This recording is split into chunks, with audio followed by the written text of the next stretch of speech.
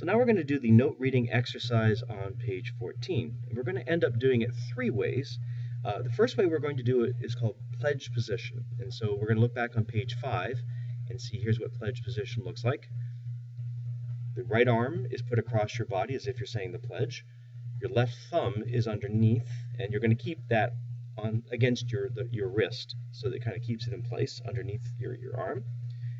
And whenever we have no other fingers touching, that's going to be, we have to imagine that's going to be our D string. So we would say D for that. Whenever you put your first finger down, we're going to say E. Okay? So we have to remember that we have an open note and a first finger note. And those are both done on the D string. It's just as soon as you put a finger down, it changes the name. Now, if we did the same thing with the G string, if we had no fingers down, open string, and we put a first finger down, that would change the note to A. So, when you see the D, you have no fingers down. When you see the G, you have no fingers down.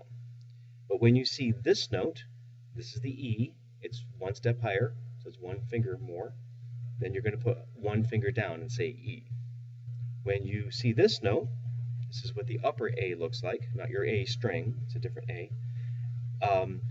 You're going to put one finger down, and it might even end up going sort of on the same place on your arm, and that's fine.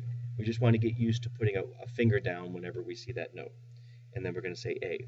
So the first thing we're going to do is we're going to read through the letters, and when you say D or G, there's no fingers down. When you see the E or the A, then you have one finger down. Okay? So here's number one, and we'll go all the way to the end. D, D, E, E. E, E, D, D. D, E, D, E, E, D. E, D. Now we're going to pretend it's on the G string. G, G, A, A, A, A, G, G. G, A, G, A, A, G, A, G. Okay, now for this last line, we're gonna pretend like we have two different strings. So, because your first finger is going to be down the whole time. So when you say the E, have your finger kind of in the middle of your wrist. When you see the A, kind of roll it down to the right side of your arm, the outer edge of your arm, so that as if you're going to the G string. That way we get used to kind of going back and forth between the two. All right, and if you don't move it very much, that's fine, but we want to kind of get used to that being in a slightly different spot. So here's going from number 9. E, E, A, A, A, A, E, E, E, A, E, A, A, E, A, E. Okay, now the second step is to do the same thing but on your instrument. You're not going to play it.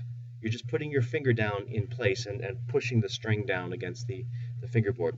So first we have to get into first position. And we find first position because there's a little fuzzy on the back. That's what you put your thumb on.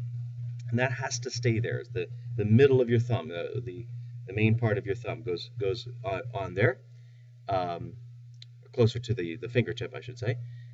And when you're putting your first finger down, it's going to be kind of up above it a little bit. And we have to have it that way. I know it's not quite as comfortable, but it makes it easier to do other notes later. So that's our first position.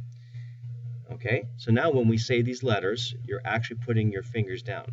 Now there still will be no difference as far as the open D or the open G, because they're still open notes. But for the E and the A, now it will make a difference because we have to make sure we're on the correct string. So here's from number 1. D, D, E, E, E, E, D, D, D, E, D, E, E, D, E, D. Now on the G string. G, G, A, A, A, A, G, G, G, A, G, A, A, G, A, G. Now the last line is where we do that rolling action. And this shows why we had to do it in pledge position, because you have to sort of roll your finger from one string to the other, but sort of back and forth.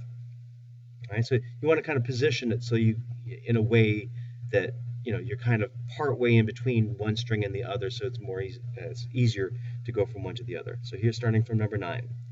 E, E, A, A, A, A, E, E, E, A, E, A, A, E, A, E. So that previous step was called alpha fingers because we're using the alphabet, musical alphabet, along with placing your fingers on different strings, or on your arm if you're just doing pledge position. For the next step, of course, when we're playing by pushing our fingers down on the strings and then, of course, moving the bow. Or if you want to try it out first with plucking the string, you can do that too.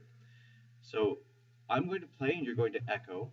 And I'm not going to say the letters because this way it can help you get used to the sound along with the note that you see. So if you have any difficulty remembering which notes you should be doing, go back to the previous step when you were doing alpha fingers so that you can practice that part.